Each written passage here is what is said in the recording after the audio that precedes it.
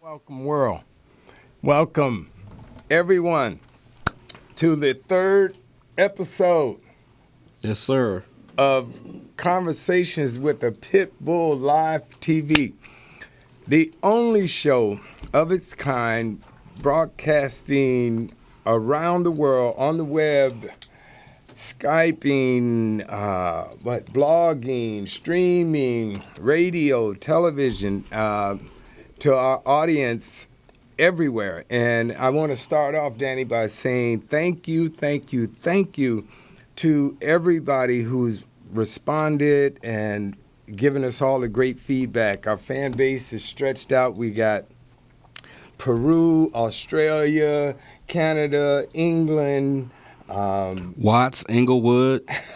New York. Well, I mean, we got all the states. The rescue groups around the world have been wonderful, and other people are finding out about the show. So it's a wonderful thing. I'm ecstatic, and thank you guys so much for supporting us. The thing we want to do is we want to stress to you guys, now the time is to start getting the general public to know about the show. The animal community has responded very well, the dog community overall, and cat community. We are all about the pit bulls, education, entertainment, demystification of the pit bull breed. We got a great show today. One of our guests didn't make it, and I think that's my fault in the communication, but I want to say, make sure you guys stick around for the last 5 minutes of the show because I got something special. I just want to say thank you to everybody out there. And someone asked me, Danny, this week, they said, what are you trying to do with this show? Foster, what are you doing? I mean, what's in it for you? And I was, well, what's in it and what am I trying to do? It was a good question. And what I ended up with is, I think we're the rescue for the rescue groups, because they need help. They need some support. They need somebody saying thank you because the dogs can't talk, and they're doing this very, incredible work, the work that I can't do. I wish I could, and nobody is saying thank you to them. So I'm saying thank you to the rescue groups, and if you guys can stick around at the end of the show, I think you'll like it. So, what do we got today, Dan? Well, it should be a really awesome show. I mean, like Foster said, the show is designed to try to get some more exposure for not only the causes that pertain to animals, animal rights, pit bulls, and all dogs, but also to try to give an uplift for some of these rescue groups and people that love dogs, people that are on the front line fighting for their rights. We're trying to use entertainment as a platform to kind of take a new approach towards doing it. Foster and I are filmmakers primarily. We both love dogs and own dogs, and we're just trying to utilize the not only the technology that's available to us, but also our creativity as filmmakers to try to shed some light on these issues. We're trying to utilize this platform to invite you guys, the viewers out there, to come participate with us. Help us make this better. Help us bring it to a whole nother level, and really we're trying to help these dogs. Like, if you look at these pictures and you look at some of these dogs that are available for adoption and fostering or whatever, there's no way that you can kind of just stay inactive. And this is just our attempt to get active, get out there, try to expose some of the issues, put it on a platform that makes it available for people in their everyday course of doing their work and their social life. So today we've got some wonderful guests. We've got in-studio guests. Tell us a little bit about some of our in-studio guests. Well, we got something different today. We brought some Hollywood comedy, and you guys are going to love it. Brett is one of the Hollywood staples. He's won some recent awards, actually, in L.A., and let me throw it to Brett, because, I can't ever introduce anybody properly, because everything that I've learned and remembered, I can't remember. I'm going to just tell you that he's the winner of the Los Angeles Comedian of the Year, the Los Angeles Comedy Fest, and a couple of... Brett, talk. Yes. What? Tell everyone out there about yourself, brother. Well, many years ago I was born. A poor black child? Poor black child. Oh, man, my brother from another mother. I knew that. Telling you what, man. That's No it. wonder. Man. Tell Dad I said, hey. Okay. Tell Mom I said what up. That's right. No, I've been in the entertainment industry for pretty much most of my life, and with the exception of some times I took to go in the military and do all that kind of stupid, crazy stuff. But the LA Comedy Awards was one of the events. That's what I said. Yeah, I swept that with 2 awards this year, and then the Global Officials Dignitary Award, which is a philanthropic organization that supports We Care for Humanity. I received Comedian of the Year there. And I wanted to get that. And what was the show that you were on that I remember I saw? It was with Blinky way back. That was when I was 6 years old. That was my first exposure to the entertainment industry. My grandmother booked me on a local TV show in Denver, Colorado called Blinky's Fun Club. Uh-huh. It was just Blinky the Clown doing his, kids show type thing. And Brett, Yeah. they won't let him have a dog in his apartment building. Well, he's passed, so it's Yeah. kind of a small space for him right now. Of course, I saw him the other day. He's kind of hopped up on, some embalming fluid, but, it is what it is. Great. Well, hey, we're gonna We're gonna come back with Brett. He's gonna be hanging out with us in studio like all day, which is cool. It's always good to bring some levity to some of these such hard issues that we're trying to tackle, like dog fighting and abandonment in the shelters and stuff.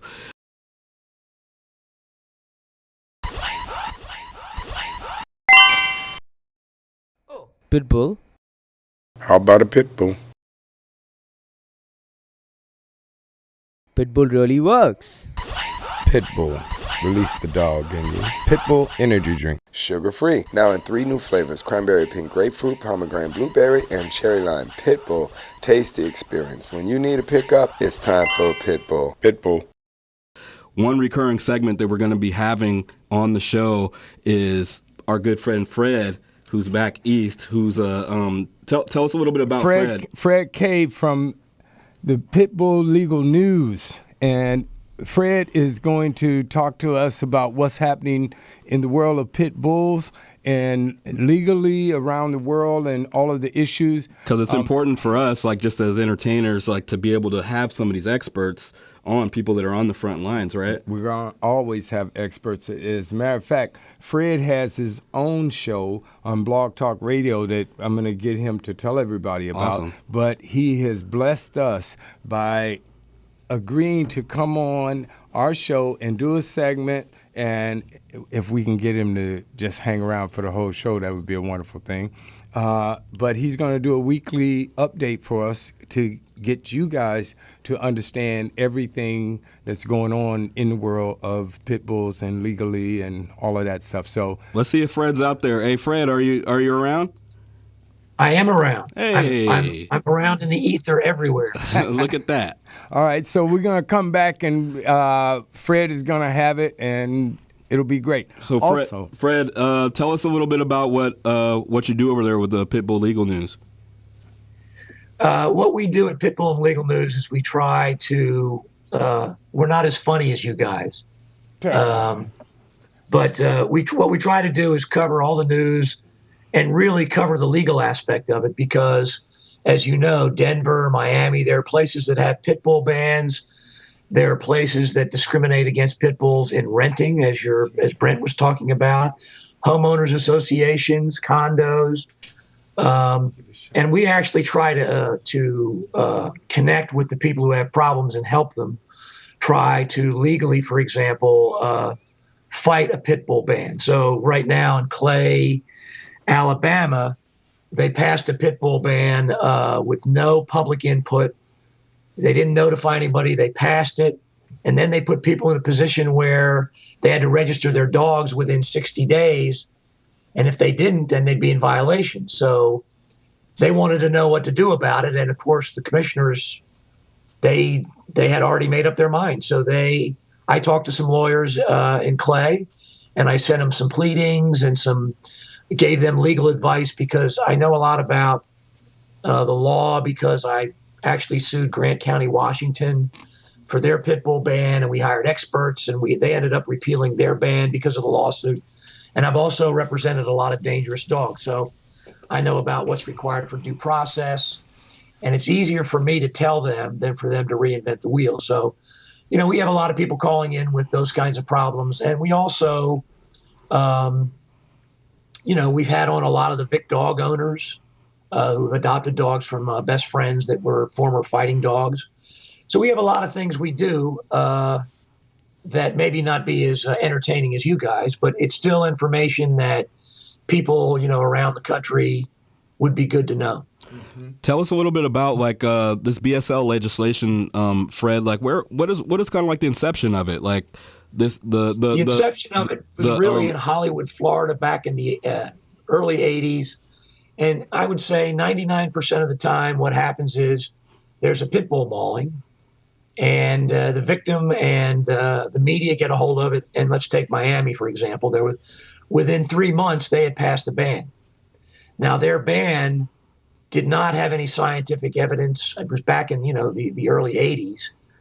And it didn't have any science behind it. And the science really, and the research that's gone on and the DNA developments in identifying dogs have made it very difficult for pit bull bans to be enforced. So, for example, in Clay County, their ban says that it'd be like if you got a traffic ticket and the policeman said, here's a traffic ticket, you can't contest it, pay the fine or we're arresting you. There's no hearing.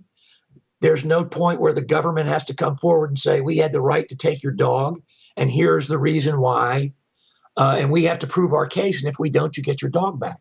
That aspect is not even in the Clay County ordinance.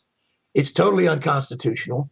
But the commissioner's feeling is that if nobody challenges it in court, then they can keep doing whatever they want. So the only way to challenge it was for somebody to file a lawsuit, which they did.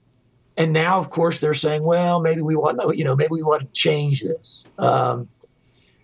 BSL, I prefer to call it breed discriminatory legislation because it's discriminatory and it's not specific. Some of these laws say any dog that looks like a pit bull is a pit bull, and they don't give any definition. We all know that pit bull is not a breed; it's 3 different breeds. So, what happens if, like Miami's definition is the majority of characteristics of a pit bull? So you would think that would mean 51%. There are places that say any element of pit bull, which means that it's 1%.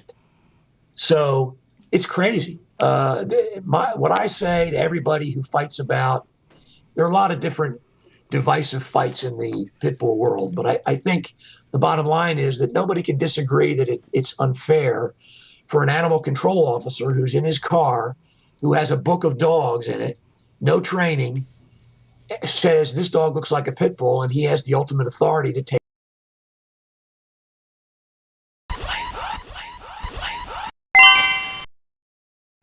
Pitbull, How about a pit bull? Pitbull really works. Pitbull. Release the dog in you. Pitbull energy drink. Sugar free. Now in 3 new flavors: cranberry pink grapefruit, pomegranate blueberry, and cherry lime. Pitbull. Taste the experience. When you need a pickup, it's time for a Pitbull. Pitbull. Right. Fred, tell me this. Where are we at with change? Is it changing out there in terms of, the breed and what's happening with them? And, I know that it's still, 2,500 dogs being put to sleep every day or something. But, what is the stats on the last few years? Are things changing? Are they going backwards? Is it getting worse? Is it getting better? It's clear to me that things are changing for the better. I've been in this, 3 or 4 years now. When I first got in it, legally it was very difficult to win. But for example, Ohio had a statewide breed ban, and they repealed it last year in 2012. This year, 3 more states have put in effect laws that say you can't discriminate against dogs based on breed.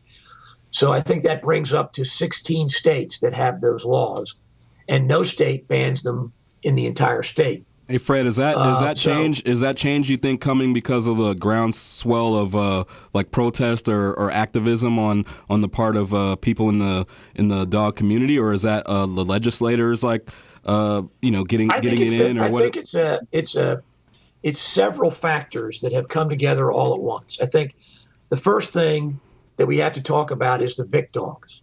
I think the Vic dogs and the publicity they got, and the fact that 95% of them were saved and are living, some of them in homes, was a grand experiment that could have only happened with the publicity and the money Michael Vick had. He spent $1 million to house, test, and get these dogs rehabilitated.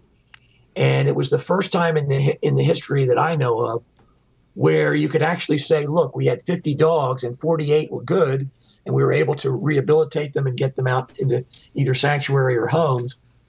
And so it's not a death sentence to be a fighting dog. As a result of that, Florida, for example, which is the state I'm in, has passed legislation that says if you have a fighting dog, you can't automatically euthanize it. So I think, first of all, that changed the public perception in a huge way, in a way that could never be changed by anything else. That one, dogs who are fighting are victims, not vicious, terrible animals. And second of all, it doesn't mean that they're going to forever be fighting dogs and can't be changed. The second thing that happened was DNA. Dog DNA, the dog genome was taken apart, and now the geneticists are involved. And basically what they're saying is, the geneticist is, there is no fighting gene, there is no gene in a pit bull that makes it worse than other dogs. And identifying a pit bull by visual identification has become a fighting ground. Whereas before, they'd say, this looks like a pit bull, we're taking it.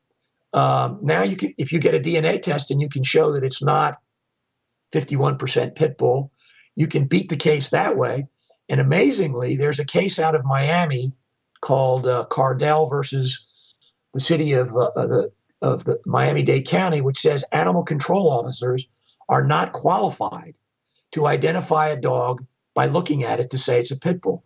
And you have to understand that Miami has the most sophisticated identification of pit bulls of any city that has a breed ban. And what they said in that case is that, yeah, you're identifying pit bulls, but there's no way of knowing if the identification is correct. You don't keep records. You don't compare it to DNA. There's no data for error.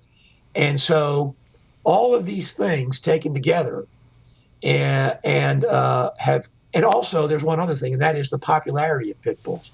Pit bulls have increased in popularity over the last decade, 40%. And in many states, they're in the top 3 most popular dogs. So, well, that's America's dog. That's what I say. So I think all these factors have come together And I think what's happening is the science, what the geneticists are saying essentially is, and I'll give you an example. Uh, Greyhounds are probably the most closed gene pool, and the easiest to say, okay, we're going to try and breed for prey drive and speed. Okay, so you take 100 greyhounds of the fastest greyhounds and the most prey driven, and you breed 100 of them. Only 10% pass that gene on, as so you only get 10% success rate. And think about, I mean, this is true of horse racing. You take horse races that are, the guys pay $500,000 to be a stud for Seattle Slew. How many of those horses actually then win after that? Not very many. So it's not as easy as everybody thinks to breed a fighting dog. And even if you get one, it's a natural thing. It's hard to train them to do that. So I think all of these factors have contributed to the problem being more public, and the problems with enforcement and identification. There are now studies out that show that when animal control officers, veterinarians, rescue organizations, when they try to identify a breed by how it looks, and you compare it to the DNA, they're correct less than 25% of the time. So how is this animal control law? There is no training for pit bull identification. You go on the web and Google it. You go to the National Animal Control Association. There's nothing there that you can be trained for. So you've got a guy that in Washington. This is what happened, and this is what people understand. The guy who was doing the identification, he had a book in his car. He got to the pit bull page. He looked at it. He looked at the dog, and then he decided. So when we took his deposition, we got Victoria Voith, who did the study on pit bulls and DNA, to make a 20-picture, like mugshot kind of thing of different dogs, and got him to identify. And he went through and he did terribly. Right. At the end of the thing, we showed him the very dog in the case that we're talking about, and he said he couldn't tell what kind it was.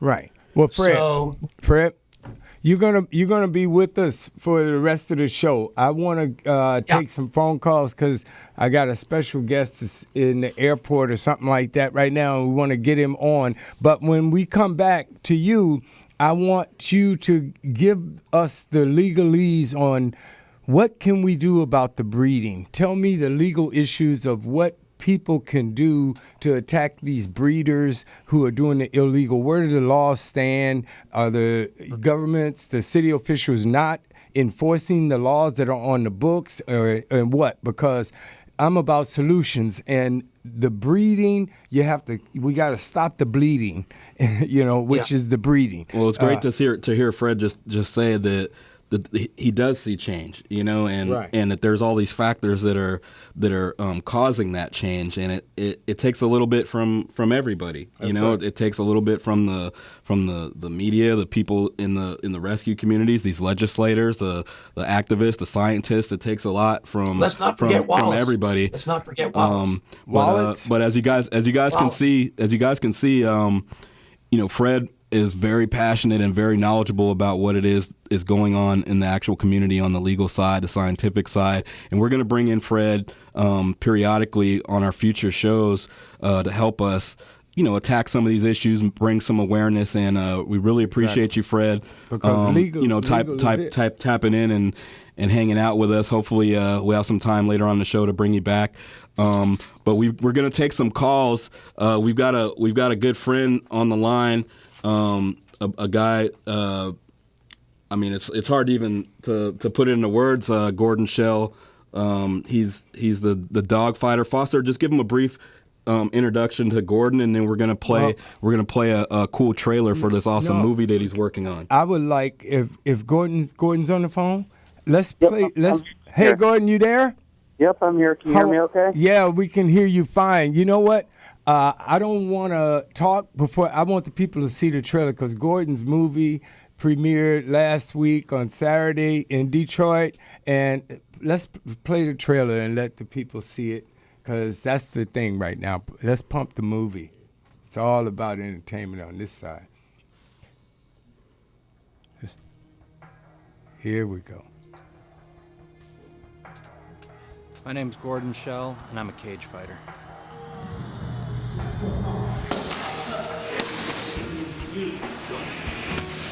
I fight so that the dogs don't have to.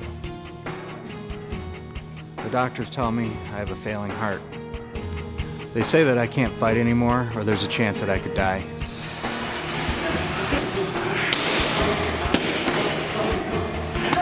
My love for pets, my love for animals, I kind of mixed the two of them and said, if I'm going to come back and do this, I want to do it for a cause that I'm passionate about. You know, I love dogs, I love animals. I have 2 rescues of my own. So when the promoter came to me, I agreed that I would do one more fight for him, but I wanted all the proceeds from my ticket sales, and I wanted him to make a donation for the dogs, the homeless dogs, the abused dogs, the forgotten dogs of Detroit.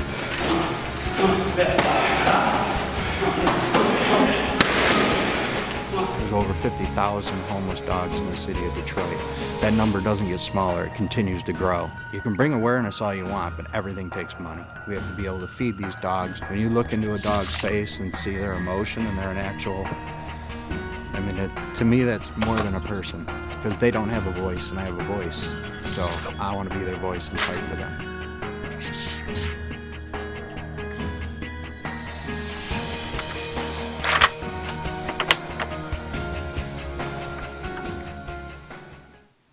My name's Gordon Shell, star of The Dogfighter, a docudrama following my struggles to get to my final MMA event and bring awareness to the lost, homeless, and abused dogs in the city of Detroit.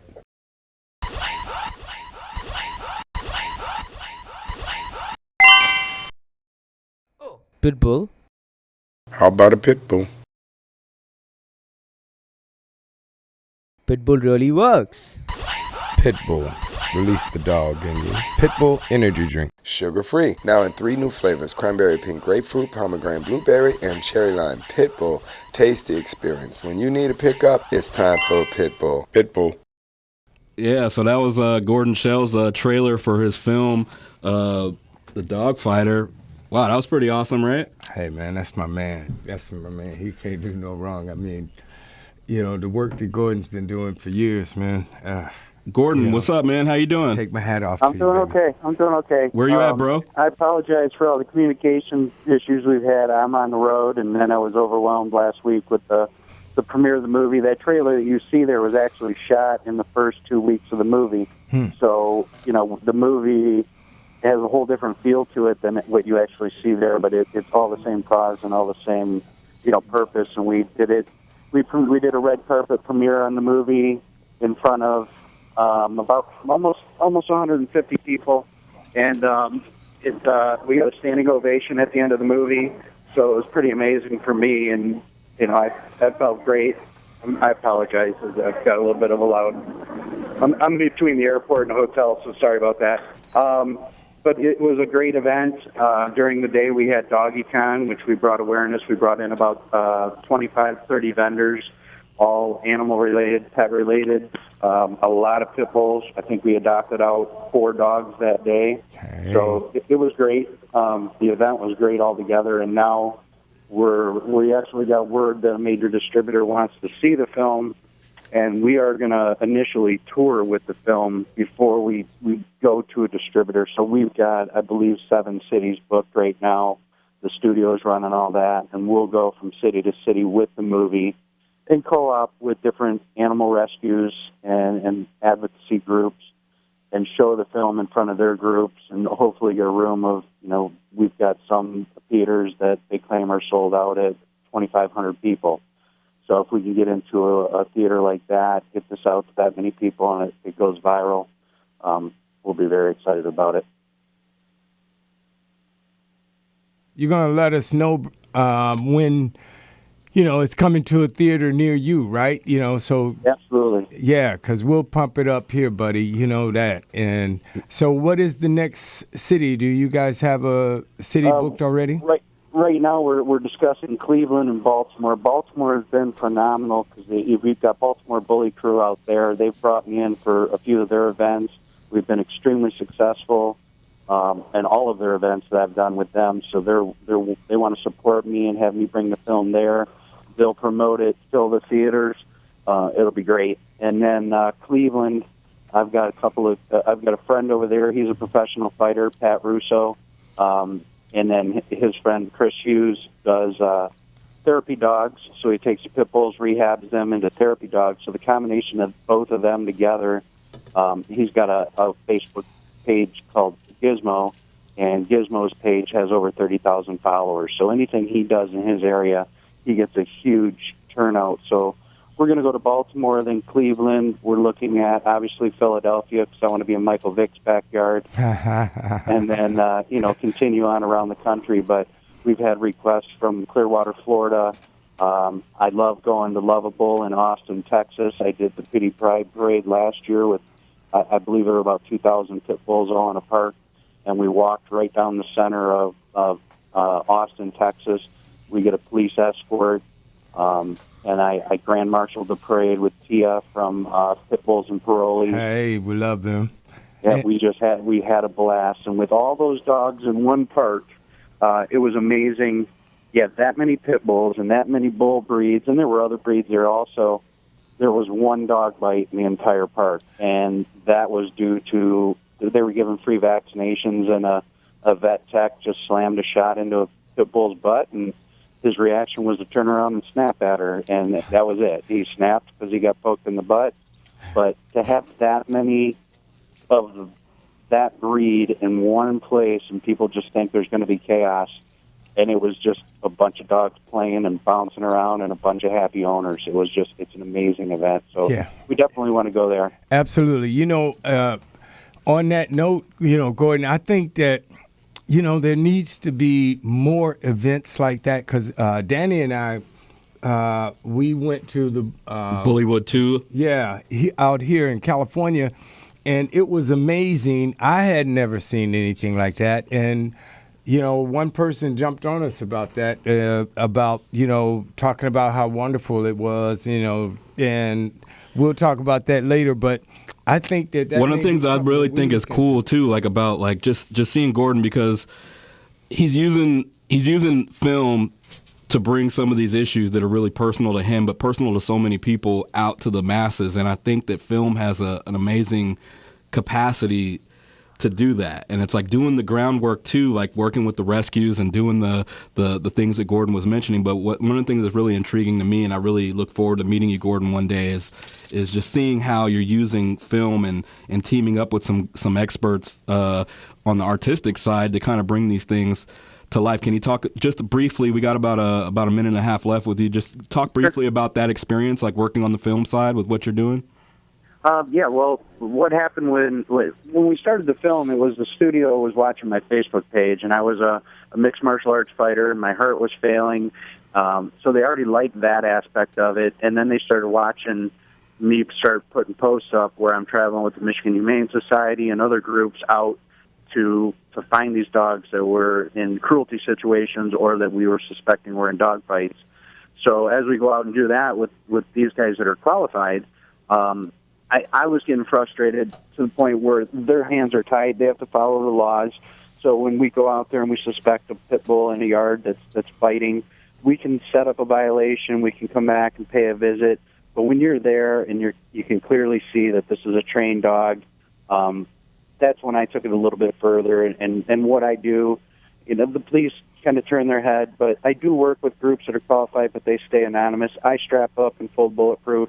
I go out and I actually take the dogs. If we know that dog's in danger, I'll get the dog out of there. It's like a PPO for a battered woman. Right. It's a piece of paper. It's not going to protect that dog. I'm going to get in there and save that battered woman before she ends up dead, and then we go, well, we should have done something.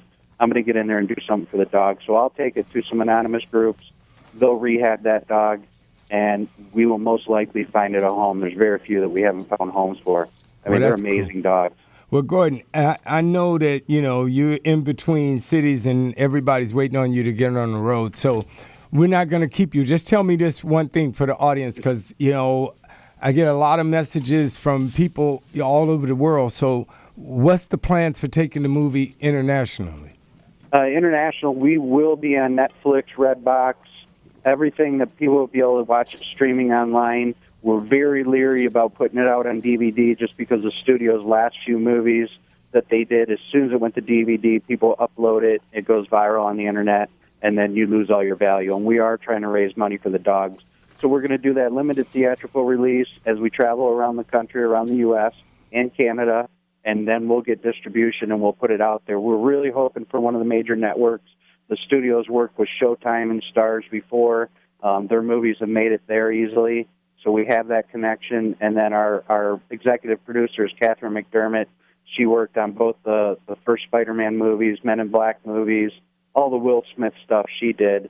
So she's very well connected. So I'm very confident that this movie it will be international regardless. So don't worry about that. And then I look forward to working on Conversations with a Pitbull with Foster. I'm really looking forward to that. I've been talking that up big. So, that's my next big project, and I'm looking forward to it, Foster. That's right, and it's going to be a wonderful one too, man. I look forward to having you in that. As a matter of fact, that's a wonderful plug for Conversations with the Pitbull on Indiegogo. Our days our countdown. All we need is really one funder. This movie, our budget is really lunch money. For those of you who don't know about it, Conversations with the Pitbull is our feature film, which is about 10 dogs on death row in the dog pound talking to each other about how they ended up there. And it's all kinds of dogs. And what they all have in common is it's always a human's fault. So we flash back and show these dog stories and a lot more. But the campaign is on Indiegogo.com, Conversations with a Pitbull. You can contribute because we're going to make the movie. Just to give you guys an update on that, you too, Gordon. Yes. So look, Gordon, make sure that you stay on our hip, and we appreciate you so much for hanging out with us for a minute. I know you guys are out there smashing, doing the good work, and we've got your back and you've got ours, and together we're going to change the world with for these dogs. So thank you so much. Thank you so much for calling in, dude. I'll get on the show live with you guys here one of these days when I can Skype in and we can see each other and have a longer conversation and take this a little bit deeper. So I appreciate what you guys are doing, right, and thanks for your support. And all right, word up. You keep doing what you're doing, buddy, and we want you in the studio. So yeah, whenever you're out here on the West Coast, but anyway, we got to get back to our in-house guests, man. That's one of the cool things about being over here at RMC, this world-class studio, is we get to have people hang out with us in the studio, and we've got our buddy Brett, a great comedian in the house. Like, Brett, what's happening, bro? What's up, man? Hey, tell us a little bit about your experience with dogs before we took off and went on our path earlier. We were talking about Foster said you got an apartment, man, that doesn't let you have dogs. You're on strictly cat status. Is that all right? Is that what we heard? Are we hearing that right? No, I have a cat, but we can have dogs in our apartment. Yeah, you just what's the science with that? You got a puppy in the making, or somebody that's gonna spend some time with you over there, or what? Well, I was raised with dogs. We usually, my whole family was folks that we didn't buy dogs from like the pound and stuff. We usually bought from breeders like German Shepherds and stuff like that. We had a Rottweiler at one point in our life, and so I was raised with dogs. And, it's not that I don't love them. I think they're great. It's just my work schedule doesn't allow for me to be able to properly take care of one. I travel a lot. Being an actor, comedian, and a rapper in this industry, I perform a lot. I'm on set. I'm on location. So a cat is where I'm at. Well, that's all right, because a friend of mine had a cat that he called Dog. I call mine Loki. Loki? Loki, that's cool. Yeah. I would go over his house and he would say, "Dog, come here." And I'd be like, "What, dog, come here?" You got any funny dog jokes or not so funny dog jokes? Well, not really. Hey, Brett. Give us a sample though. I got a daddy dog joke. You want to hear mine? Yeah, I want to hear your dog joke. Let's hear it. Hey, what kind of dog does Dracula have? What kind? a bloodhound. Wow. Doo-doots. Hey, I'm here till Tuesday. Watch out. I'm coming for that top spot, Brett. Hey man, you know what? I got one thing to say to that. I think you need to keep your day job for a little longer. We're going to take a call real quick from our friend Natalie. Are you there? I am here. Hey, what's happening? How are you? I'm doing wonderful. Now that we got you on deck, tell us a little bit about what you got going on. All right. Well, I'm in Lafayette, Indiana, and I started about 5 years ago a no-kill dog shelter, and I take all breeds, ages, discrimination of any type of situation that the dog may be in. I take them because I think they all deserve a second chance. Basically, what I do is I take in all breeds and ages of dogs, and I'm basically just a temporary home for them until I can find them a forever home that fits well with all parties involved. But I also, the big thing that I'm known for is that I take the bully breeds. I take dogs from death row, and I also work with hoarders and puppy mills, a lot of those. So I take a lot of the hard cases that most humane societies and other rescues that they euthanize, and I don't. I hold on to them for years, and because there's always going to be someone that will find a good family for them. So I just believe everybody deserves a second chance, and I'm so grateful and humbled to be able to have been doing this for the last 5 years. Natalie, I love that title, The Second Chance.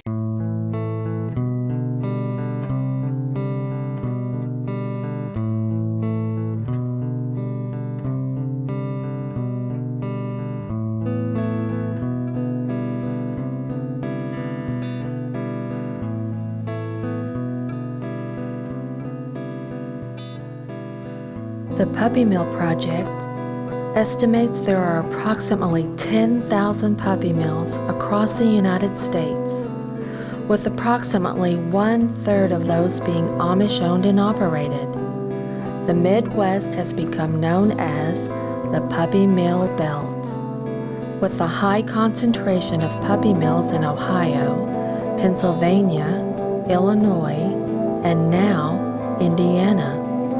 The Humane Society of the United States estimates there are approximately 500,000 puppies sold in pet stores every year. Approximately 2 million puppies are produced by licensed and non-licensed facilities per year. Unfortunately, many of these dogs, both adults and puppies, do not always make their way into happy homes. Those who don't live in horrible conditions until they die, are killed, or until they are fortunate enough to be rescued.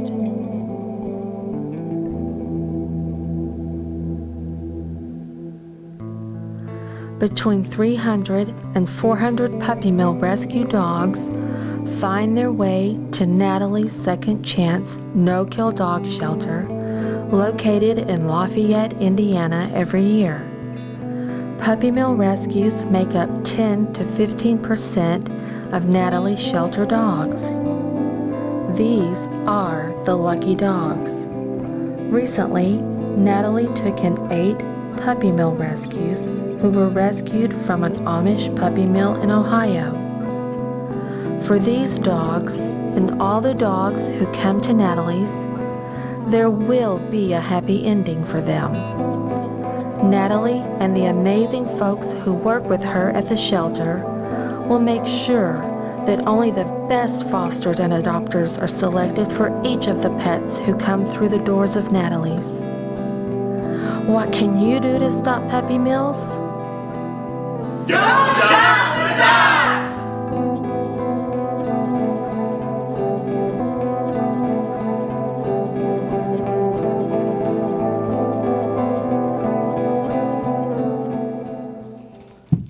Yeah, so you get to see a little bit about what Natalie's doing out there with these beautiful little dogs. Natalie, what do you see as some of the solutions, like to some of these issues? Like, what are the main things that not only you're doing, but what can the people out there do?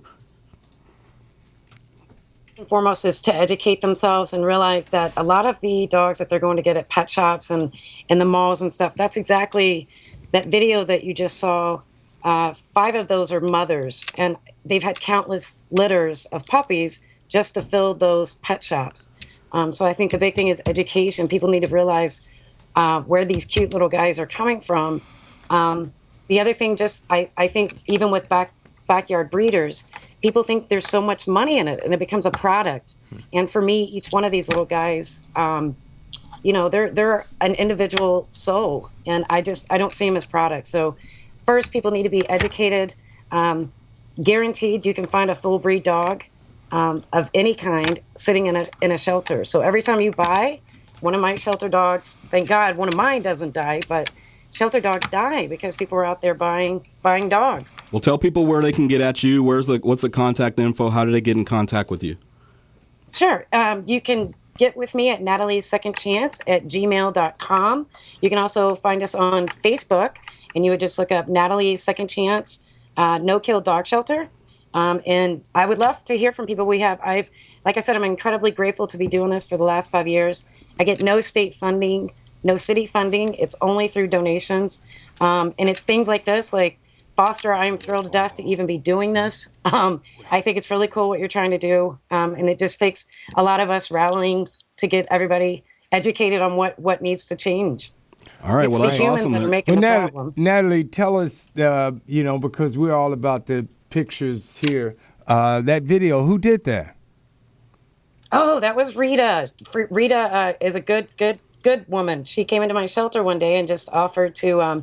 She had been following me on Facebook, and she's amazing. We were together all week long getting that video together. Really? So she's awesome. She's really helped me get into this computer world because I have no idea what I'm doing. I just rescue dogs. Well, big ups to Rita, because that was wonderful, because getting inside those places is not easy. I No, know that's that true. with a camera, Hey, we Natalie, thank you so much for hitting us up. We got some people blowing up our phones, so make sure you guys check in with Natalie on her Facebook.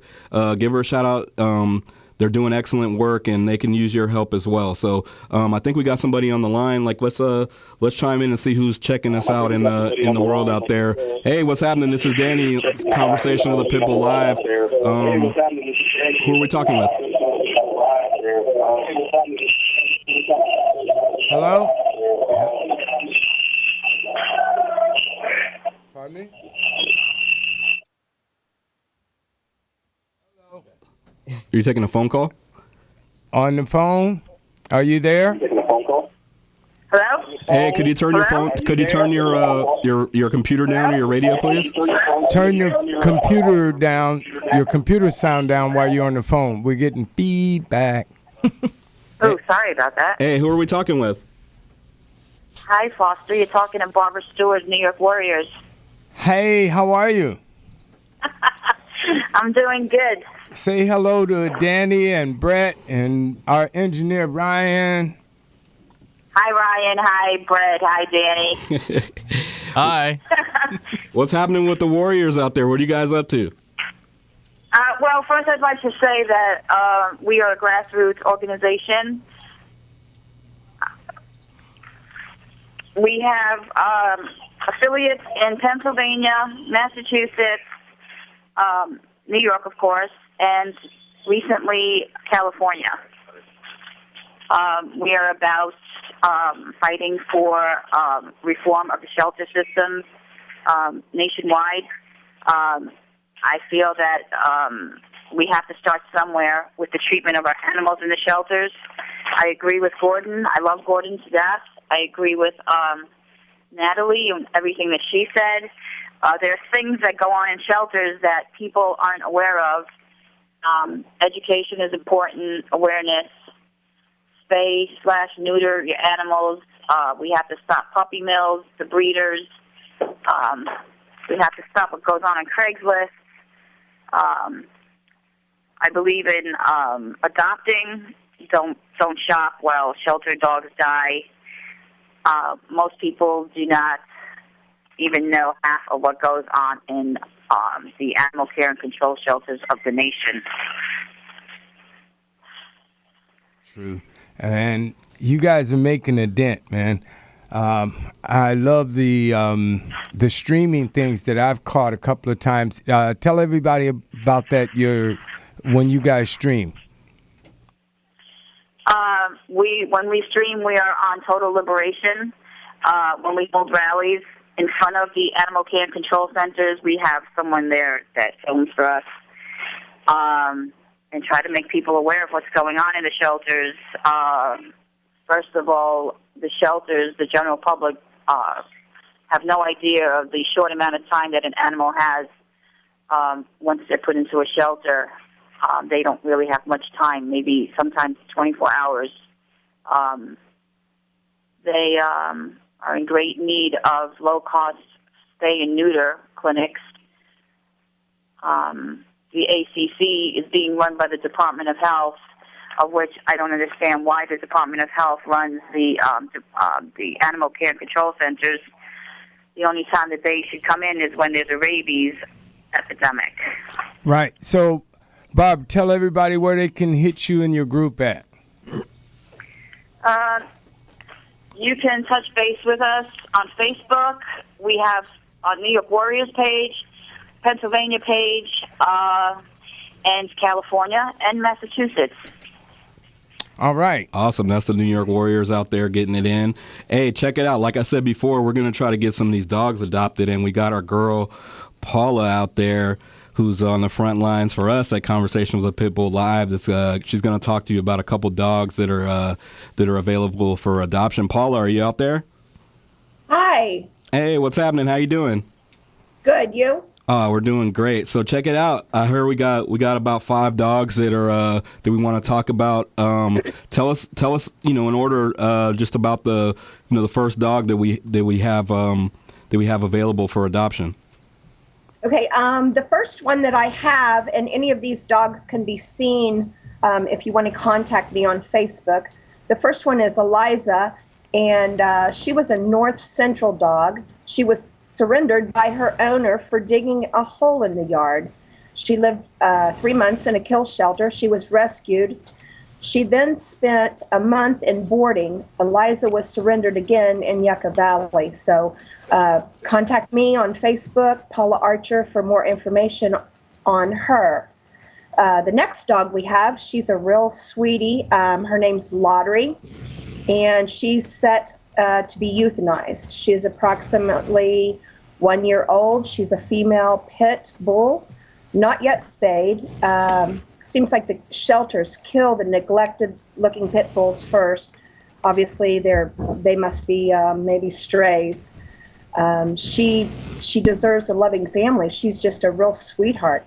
She's at Downey Shelter in California, and that phone number is 562-658-2085. And if you miss any of these numbers, you can go to Paws Pit Parade on Facebook, and all the information on the dogs are there. The next dog we have is Spot, and this baby tears at my heart. I think it's the postcard, and I'll read the postcard in case you can't see it very well.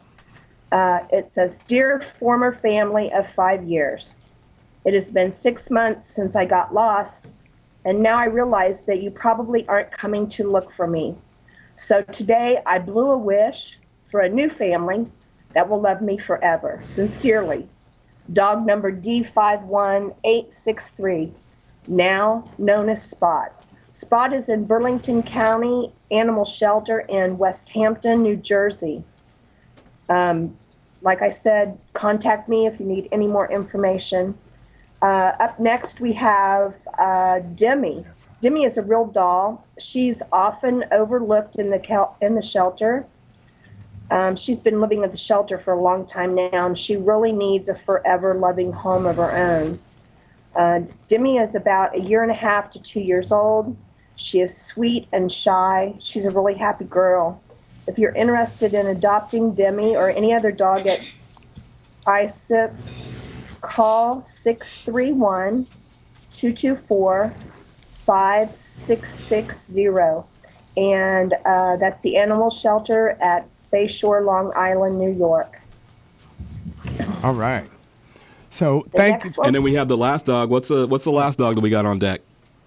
Okay, the next one that we have, his name's PV, and he has been discounted to help find him a new home. And they are also offering up to 3 training classes. PB is a male pit bull. He's approximately 2 to 3 years old. He's very energetic and he loves to play fetch, loves attentions, and loves belly rubs, which I don't know of a pit that doesn't. But anyway, if you would like to take this awesome dog home with you, please call the shelter, and it's in Benson, Arizona. That number is 520-586-3600. And I would like to throw in here some possum news. Taylor, Gunner, and Oreo have new forever homes. High Paw 5 for those 3. Wow, thank you so much, Paula. Paula's our frontline adoption specialist. She's blessed us with her time and her expertise to help you guys out there know that we're trying to get some of these dogs adopted. That's what this stuff is all about. We're not radio guys, per se, just specifically. We're actually trying to do some good in the community. And you know what, Paula, thank you so much. Tune in each week. Paula's going to help us get some of these dogs adopted. But speaking of doing some great work in the community, the dog community, we've got another in-studio guest. Our friend Mary is here. Mary, what's happening? How are you? Hey, thanks for having me. This is just so totally awesome, and I'm just so pumped to be here.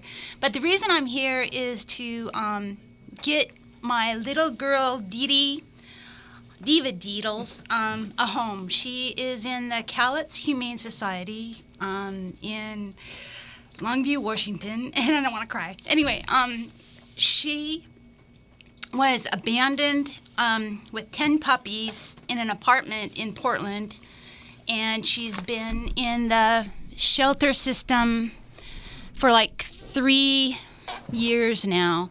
She's a boxer pit bull mastiff. Well, she's not mastiff. She's boxer pit bull mix, and she's just the sweetest dog. She has to be the only dog. She doesn't like to share.